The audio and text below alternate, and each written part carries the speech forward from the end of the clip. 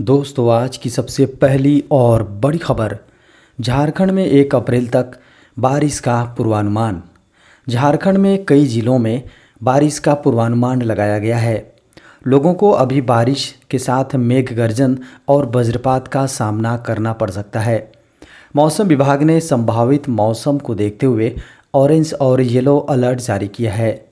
मौसम विभाग के अलर्ट के अनुसार झारखंड के लगभग सभी इलाकों में 1 अप्रैल तक बारिश होगी।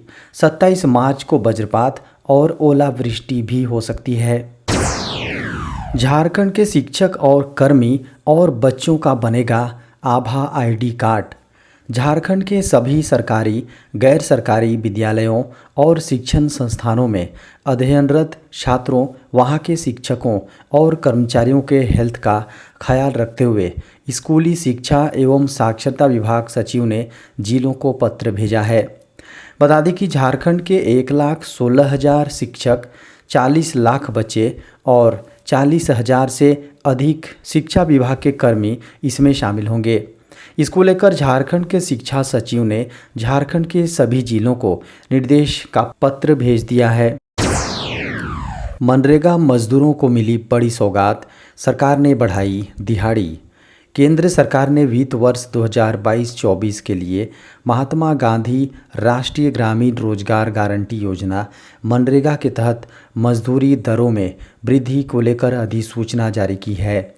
अधिसूचना महात्मा गांधी राष्ट्रीय ग्रामीण रोजगार गारंटी अधिनियम यानी मनरेगा 2005 की धारा 6(1) के तहत जारी की गई थी, जिसमें 1 अप्रैल 2023 से 7 रुपये से लेकर 26 रुपये तक की वेतन वृद्धि लागू की जाएगी। बता दें कि बिहार और झारखंड में लगभग 8% की वृद्धि देखी गई थी।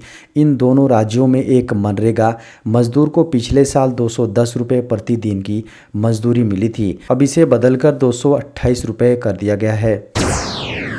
झारखंड के टॉपरों को सम्मानित करेगी झारखंड सरकार। वर्ष 2023 की मैट्रिक व इंटर 10वीं 12वीं के स्टेट टॉपरों को सोमवार को राज्य सरकार की ओर से सम्मानित किया जाएगा। धुरवा स्थित प्रोजेक्ट भवन में आयोजित समारोह में सीएम हेमंत सोरेन इन विद्यार्थियों को सम्मानित करेंगे। वर्ष 2023 की 10वीं व 12वीं बोर्ड परीक्षा में झारखंड में प्रथम 3 स्थान पर रहने वाले विद्यार्थियों को पुरस्कृत किया जाएगा। प्रथम स्थान पर रहने वाले विद्यार्थियों को 3 लाख रुपए, दूसरे स्थान पर रहने वाले को 2 लाख रुपए और तीसरे स्थान पर रहने वाले छात्र को 1 लाख रुपए पुरस्कार की राशि प्रदान की जाएगी। स्कूली शिक्षा एवं साक्षरता विभाग द्वारा इस संबंध में झारखंड के सभी जिलों को पत्र जारी कर दिया गया है। केंद्रीय रिजर्व पुलिस बल में कांस्टेबल के 9,212 पदों पर भर्तियां। केंद्रीय रिजर्व पुलिस बल में कांस्टेबल पदों पर शानदार वैकेंसी पोस्ट निकली हैं। ये भर्ती टेक्निकल और ट्रेडमैन के लिए निकाली गई हैं।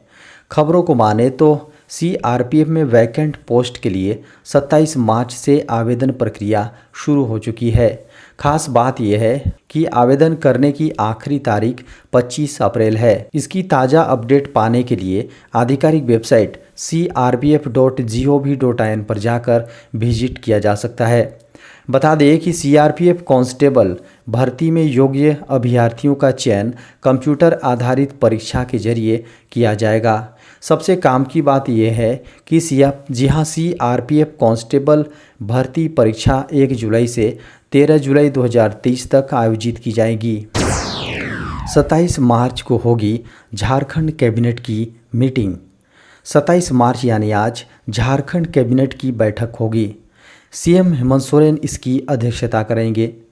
आज प्रोजेक्ट भवन सभागार में होने वाली इस अहम मीटिंग में झारखंड में विकास से जुड़ी महत्वपूर्ण योजनाओं पर चर्चा के बाद अहम फैसले लिए जाएंगे। बता दें कि मीटिंग दोपहर 3:30 बजे से शुरू होगी। पिछली कैबिनेट मीटिंग में झारखंड की हेमंत सोरेन सरकार ने 60-40 पर आधारित नियोजन नीति को पारित कराया था। झारखंड में पहले से ही सुखाड़ का दंश झेल रहे किसानों के लिए कैबिनेट की मीटिंग में कोई अहम ऐलान किया जा सकता है।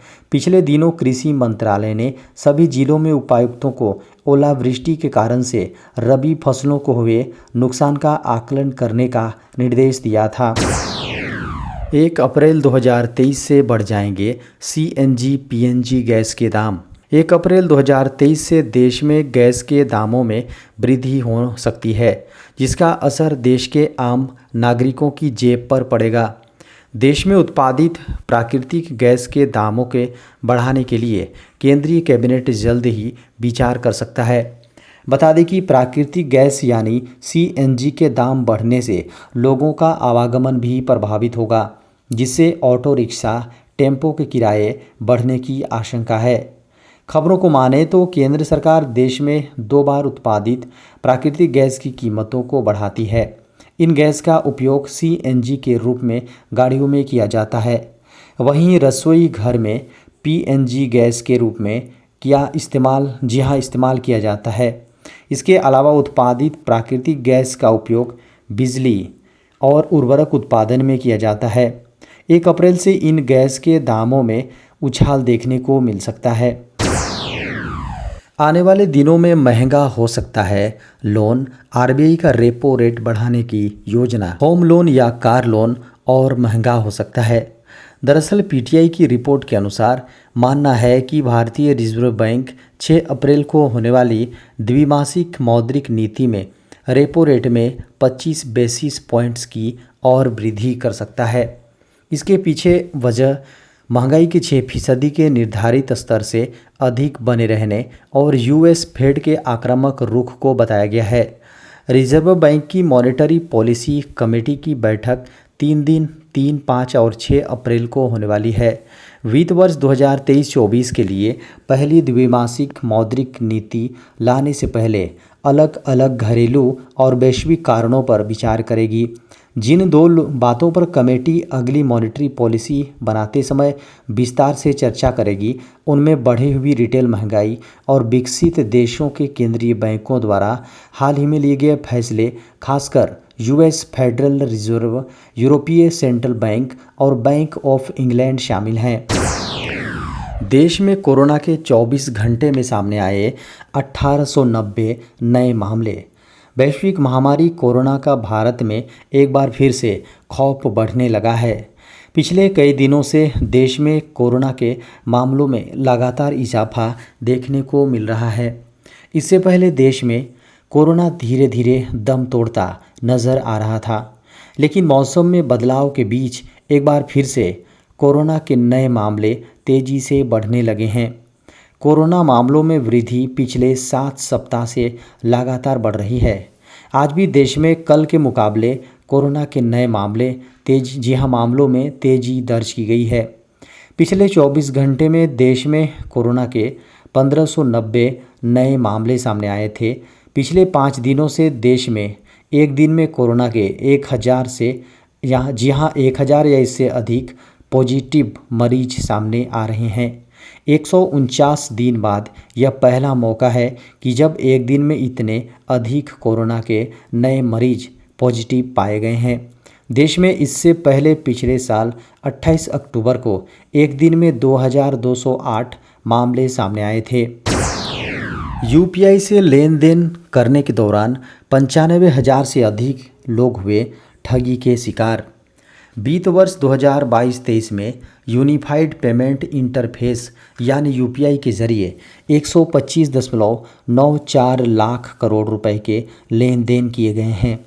इस दौरान 95,000 से अधिक लोग ठगी का शिकार हुए हैं। पिछले 3 साल में यह आंकड़ा 2.5 लाख से अधिक है। केंद्रीय वित्त मंत्रालय ने संसद में इसकी जानकारी दी। केंद्रीय वित्त राज्य मंत्री भागवत कराड़ द्वारा संसद में पेश किए गए आंकड़ों के अनुसार पिछले 3 सालों से यूपीआई ट्रांजैक्शन फ्रॉड का शिकार होने वाले नागरिकों की संख्या में इजाफा हो रहा है। राज्यसभा सदस्य कार्तिकेय शर्मा ने भारत में डिजिटल भुगतान धोखाधड़ी और बढ़ती घटनाओं के बारे में एक सवाल उठाया। केंद्रीय वित्त मंत्रालय ने इस पर यह आंकड़ा पेश किया। विदेशों में भी यूपीआई की स्वीकार्यता भारतीय डिजिटल भुगतान प्रणाली को वैश्विक स्वीकृति मिली है। सिंगापुर, यूएई, मॉरिशस, नेपाल और भूटान जैसे देशों ने भारत की प्रणाली को अपनाया है। व्हाट्सएप पर आ रहा है एक शानदार फीचर। दुनिया भर में सबसे अधिक इस्तेमाल किए जाने वाले, जी हाँ, इंस्टेंट मैसेजिंग ऐप व्हाट्सएप अक्सर अपने यूजर्स के लिए नए नए अपडेट्स और फीचर लेकर आता रहता है। कंपनी अब एक और ऐसे फीचर पर काम कर रही है जो यूजर्स की प्राइवेसी पर बड़ा असर डालने वाला है। व्हाट्सएप बहुत जल्द ऐसा फीचर लाने वाला है, इससे प्राइवेसी मेंटेन करने में मदद मिलेगी। एक रिपोर्ट में यह सामने आया कि व्हाट्सएप ऑडियो क्लिप के व्यू वंस पर, जी हाँ, व्यू वंस का फीचर ला सकती है। बता दें कि व्हाट्सएप ने अपने यूजर को पिछले साल व्यू वंस का फीचर दिया था। इसमें किसी के द्वारा किसी व्यक्ति को भेजी गई फ़ोटो, जी हाँ, फ़ोटो को सामने वाला सिर्फ एक बार ही देख सकता है। फ़ोटो व्यू होने के बाद अपने आप ही डिलीट हो जाती है। अब कंपनी ऐसा ही कमाल का फीचर ऑडियो के लिए भी लाने वाली है।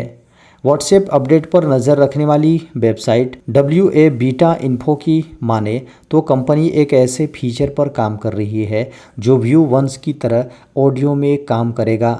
यूजर्स किसी भी ऑडियो क्लिप को व्यू वंस में भेज सकेंगे, यानी अब फ़ोटो की तरह आप ऑडियो को भी एक बार ही सुन पाएंगे।